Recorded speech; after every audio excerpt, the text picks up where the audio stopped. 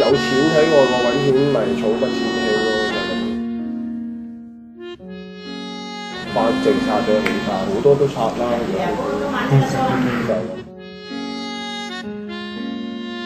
呢度好細嘅啫，其實以前啲人未起嘅時候咧，冇諗住啫，或者唔知道將來會咁樣噶嘛，所以話咁啊出邊梗係好啲咯，起碼出邊冇俾佢限制咗困啊！暗咯，佢開唔到窗，淨係靠前面個門口嗰度。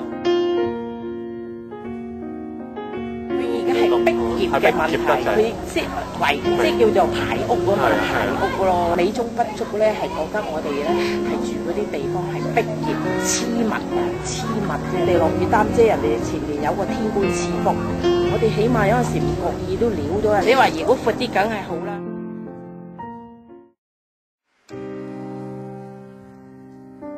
好少話會仲有農民喺度住，農民嗰啲業餘嘅啫，種俾自己食或者興趣啊，啲阿婆啊賺翻少少錢，賺唔賺都得嘅佢，係咯。即係你話而家仲有啲阿婆啲周幾歲周圍做乜？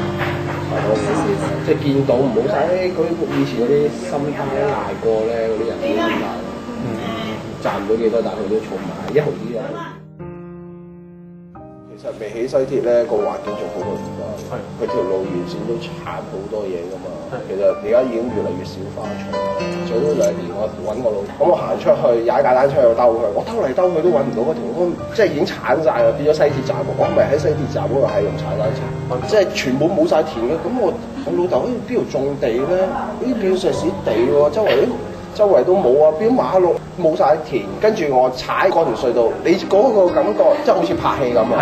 見到一啲綠色田野，跟住我老豆就喺度坐緊嘢，係嗰笪成笪其實以前係農地嚟嘅，有啲流水，有啲魚仔啊，攞嗰啲膠兜喺度剝嗰啲魚毛，係咯，即係乜都鏟晒。